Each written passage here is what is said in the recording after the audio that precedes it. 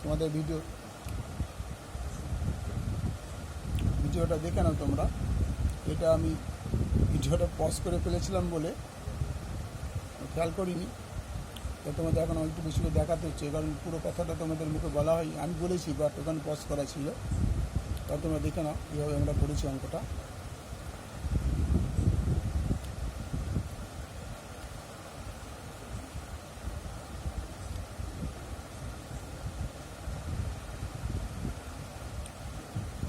তোমাদের একবার বলে দিচ্ছি, কারণ পজ করা ছিল বলে তোমরা হয়তো শুনতে পাওনি।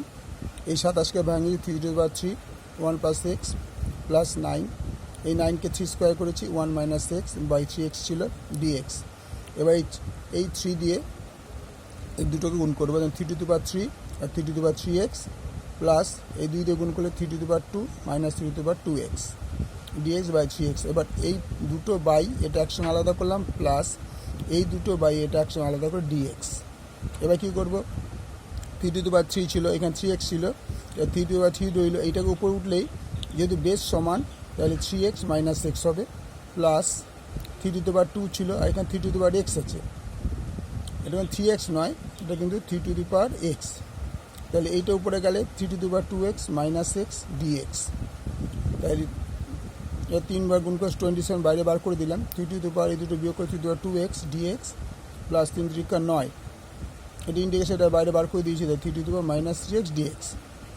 এবার তাহলে কী দাঁড়ালো, এবার যখন ইন্টিগ্রেশন করবো 27 থেকে যেহেতু বাইরে আছে 3² ঠিকই থাকবে, কিন্তু এর বদল হবে এই 2টা আগে বসে লগ বেশি 3। এখানেও তাই সেম, 9টা বাইরে বেরিয়ে এসছে, তাহলে এটা যা ছিল তাই। তাহলে এই -3xটা এখানে চলে আসবে লগ বেশি 3 প্লাস c।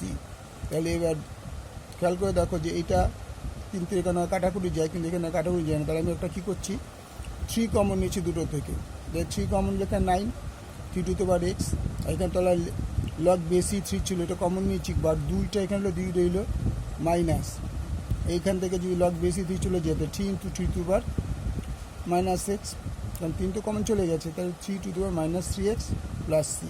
তাহলে অ্যান্সার হলো এটা। ওকে, আশা করি বুঝে গেছে।